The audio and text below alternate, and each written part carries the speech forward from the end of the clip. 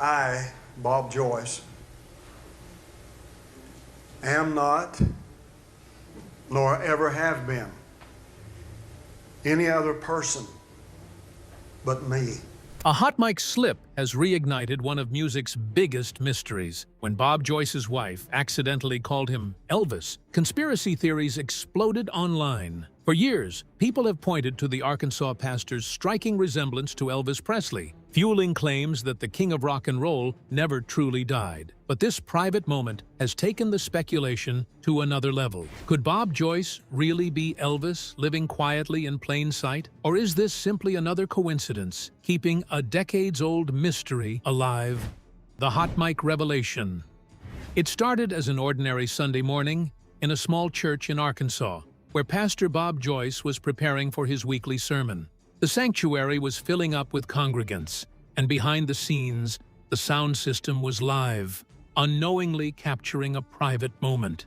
In that quiet setting, Bob Joyce's wife leaned in close, unaware that her words were being recorded by an open microphone. Without hesitation or joking tone, she called him Elvis. The way she said it was casual and familiar, as if she were speaking the truth everyone secretly suspected. Within hours, the clip spread like wildfire across social media. TikTok, Reddit, and YouTube were flooded with people replaying the recording, debating what it meant. This wasn't some wild theory from an internet blog or a conspiracy website anymore. The confirmation came from someone who knew Bob Joyce intimately, someone who shared his daily life. Suddenly, millions of believers felt their suspicions were being validated, while skeptics scrambled to find explanations. The silence that followed her words struck many as equally powerful. There was no correction, no laughter, no quick attempt to say, "I meant Bob." Nobody tried to recover from the slip. That pause, that stillness, spoke volumes. It suggested that what was said wasn't a mistake, but a rare glimpse behind a carefully guarded secret. This was a fissure in a carefully constructed facade, and it left listeners with a lingering unease. The importance of this moment goes beyond the casual mix-up of names. If Bob Joyce really is Elvis Presley, then the official story of Elvis's death in 1977 may be a fabrication.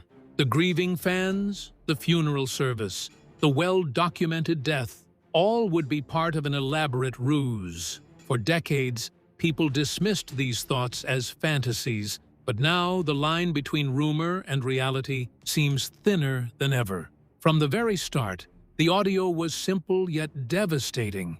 The faint sounds of footsteps and ambient noise of the church only highlighted the clarity of her voice.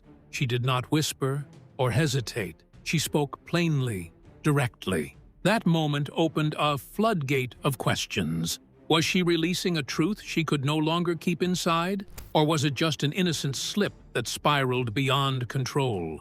What makes this even more compelling is the weight of who said it. This is not a casual acquaintance or a member of the congregation. It's the woman married to Bob Joyce. She holds a unique vantage point, witnessing the man's life intimately. She carries the knowledge that no outsider has. When her words spill out unknowingly, the impact shakes the foundation of what many believed was impossible. Now, millions are grappling with the fallout. The recording forces us to reconsider everything we thought about Bob Joyce and Elvis Presley. Was this small-town pastor living a double life? Was the king of rock and roll quietly walking among us, hidden in plain sight? The hot mic revelation demands answers, even if those answers are shrouded in mystery for now. This astonishing slip sets the stage for a closer look at who Bob Joyce is and why so many people see Elvis in him, inviting us to explore the deeper layers of this curious and compelling story. Who is Bob Joyce? Bob Joyce is a soft-spoken pastor serving at the Household of Faith Church in Benton, Arkansas. To the casual observer, he might seem like any other man of God quietly leading his congregation. He sings gospel music, delivers sermons, and lives a modest life away from the glare of fame.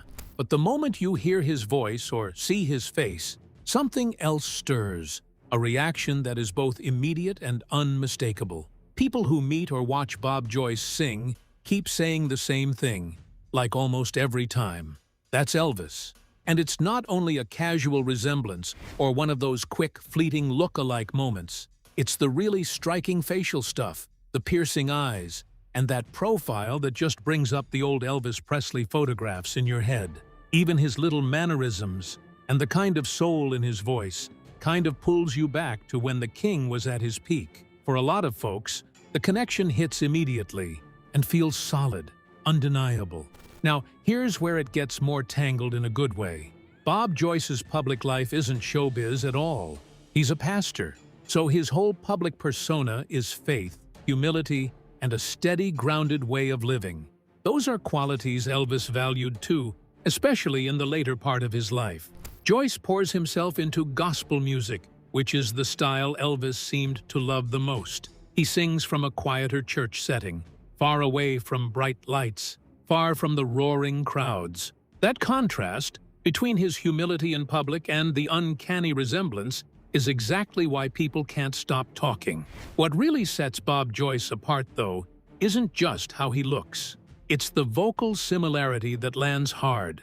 When he sings, his voice carries the same vibrato, the same phrasing, and that same emotional punch that made Elvis legendary. Both fan comparisons and all that kind of scientific analysis talk keep coming back to the idea that Joyce's voice echoes Elvis in a way most impersonators can't really touch. So it's not just mimicry, it has a rare authenticity to it, like it's not trying to copy at all. It's something closer than that. Despite this, very little is publicly known about Bob Joyce's life before his pastorship, or at least that's how it seems. His early years are shrouded in puzzling gaps, lacking the usual records or photos that would normally tell a personal history. That absence of a clear background, it kind of fuels speculation that Bob Joyce might be more than who he appears to be on the surface, and not in a small way. His life in Arkansas looks almost carved out on purpose to keep attention at bay. Here is a man living quietly. He sings the hymns and shares messages of hope and faith. Still, sitting around this quiet life lies a strong and persistent belief among many that he carries a secret identity, one tied inextricably to rock and roll's most iconic figure. This paradox of an unassuming pastor with the face and voice of a legend draws not only curiosity, but also some really heavy questions.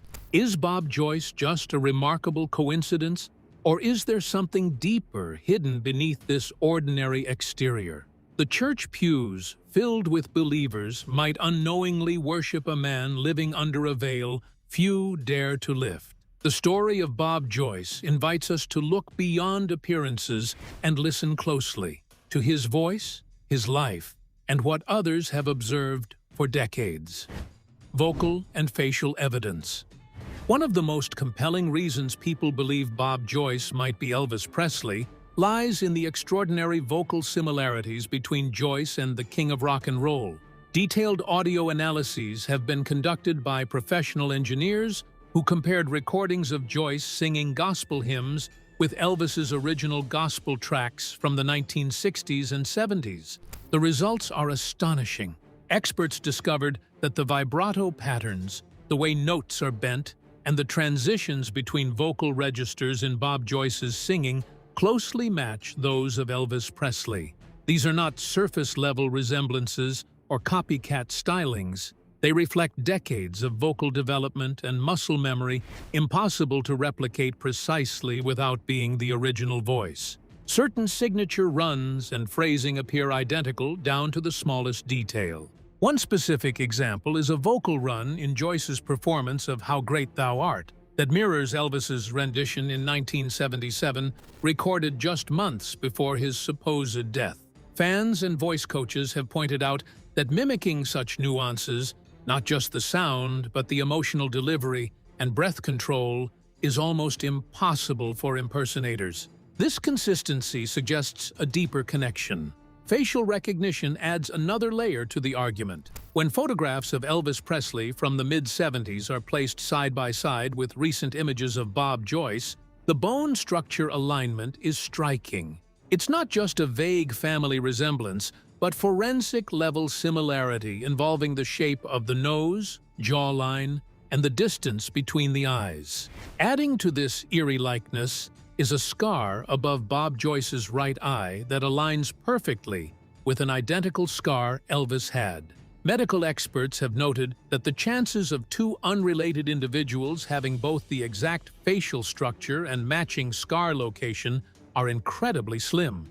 Such details create a portrait that defies random coincidence. These physical and vocal correspondences have stoked the fires of belief for many who see Bob Joyce not as a look-alike, but as the king himself in hiding. The pattern of similarities goes far beyond what most would consider a chance resemblance or skilled impersonation. Despite this overwhelming evidence, skeptics insist on questioning or explaining away the details. Yet, as this proof accumulates alongside that hot mic moment, the theory gains strength. The voice, the face, the mannerisms, they paint a picture too vivid to ignore. The world waits for the truth, hidden beneath these undeniable clues, challenging everything known about one of the most famous figures in music history. Missing history and alternate identity. One of the most puzzling aspects of Bob Joyce's life is the scarcity of information about his early years. Unlike most public figures, there are no childhood photos, no school yearbooks, and no clear records that place him anywhere before he emerged as a pastor in the early 1980s. This absence fuels speculation that his identity might have been created after Elvis Presley's supposed death. The lack of a paper trail is unusual and raises serious questions about who Bob Joyce really is.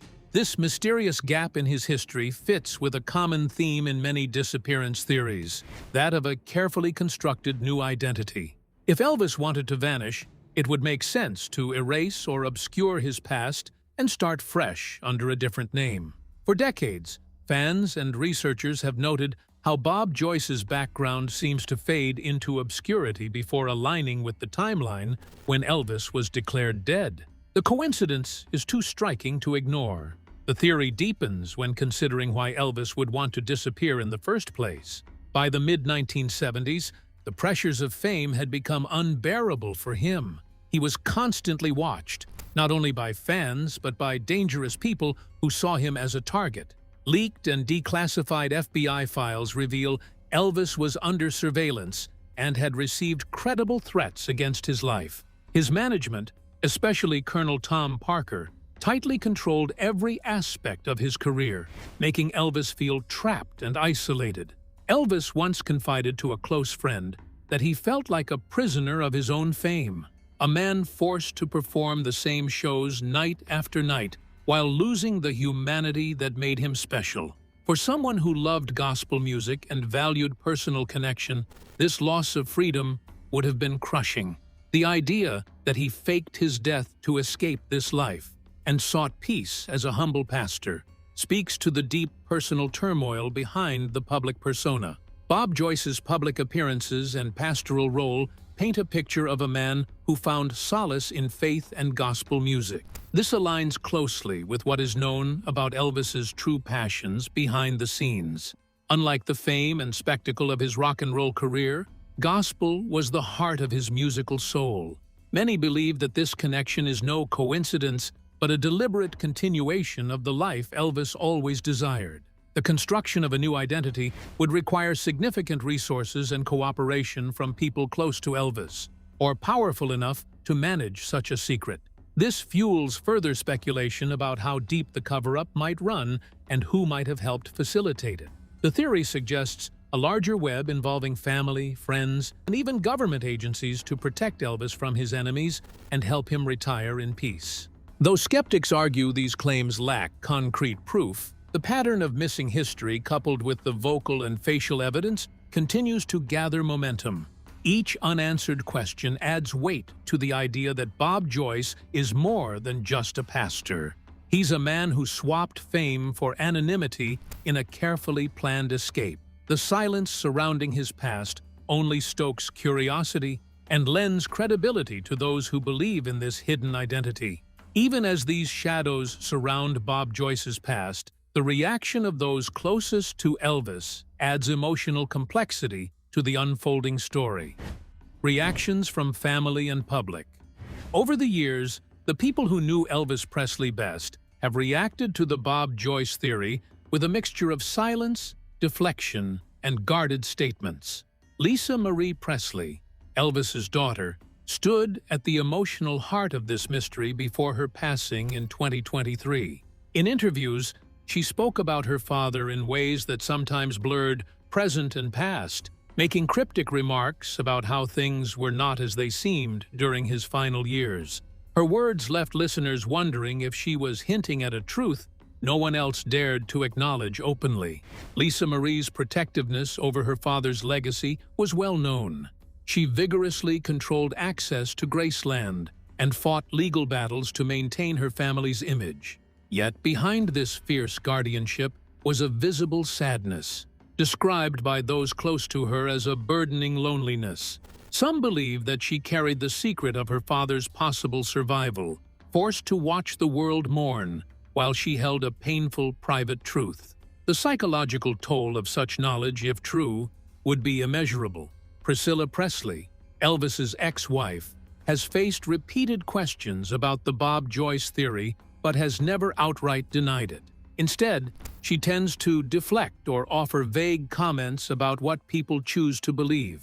This silence has spoken volumes to many watchers. For someone intimately familiar with Elvis's face and voice, a definitive denial would seem simple if the theory were baseless. Her reluctance to close the door on the question adds fuel to the speculation. The church community around Bob Joyce has also remained unusually tight-lipped. Since the hot mic incident went viral, reporters seeking confirmation have been met with cold shoulders and closed ranks. The congregation seems protective, almost as if instructed to preserve the secret. Whether out of loyalty or knowledge, their silence creates an aura of mystery that complements the theory. Public response has been polarized. Devoted fans rejoiced at the clip, seeing it as the long-awaited proof that Elvis had not died, but reinvented himself. Skeptics rushed to find alternate explanations, some questioning the authenticity of the recording or the context of the words.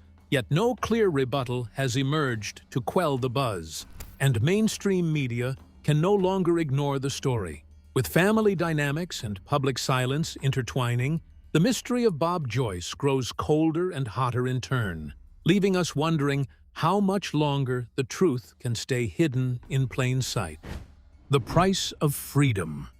If Bob Joyce really is Elvis Presley, his story is one of profound sacrifice and loss hidden behind a simple pastor's life. To live under a new identity means giving up everything familiar: fame, fortune, family, and the public's adoration. It means watching from afar as the world mourns a death that never truly happened, and carrying the weight of a secret too heavy for most to imagine. The freedom he sought came at an immense personal cost. The man who once filled stadiums with cheers and energy has chosen a quiet existence, focused on faith and gospel music, the very foundation of his soul.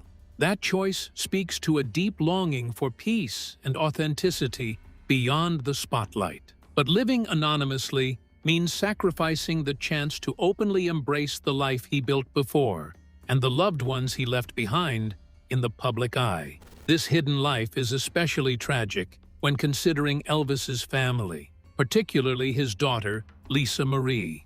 If the theory is true, he lived nearly 5 decades away from her, watching her struggles without the chance to be a father in the way he wanted. The emotional toll of such separation is heartbreaking, another form of loss that fame created, but that money or power could never fix. When Lisa Marie passed away in 2023, Bob Joyce would have grieved as a pastor offering spiritual comfort, not as a father openly mourning his child. This distance highlights the loneliness that comes from exchanging a public life for secrecy, underscoring the painful price of protecting a truth so explosive. The cost is not just personal, but deeply human. Even if Bob Joyce someday revealed the truth, The world he left behind no longer exists. Elvis's image is immortalized as a legend frozen in time, and the music industry, fans, and history books have long cemented the narrative of his final years. Returning as himself would mean confronting decades of myth and rebuilding relationships lost to mystery and silence. The life Bob Joyce leads now walks a narrow path between faith, privacy, and legacy. Though shielded from the pressures of celebrity, he lives with the knowledge that exposure could shatter the carefully guarded peace he's found. The quiet ministry and gospel songs carry echoes of a past life, but also a profound desire for redemption and simplicity.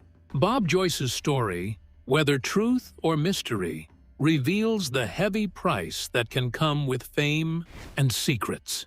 A single moment on a hot mic has forced us to reconsider everything we thought we knew about Elvis Presley. If you've been captivated by this revelation, don't forget to like and subscribe for more incredible stories that challenge what we believe. Thanks for watching.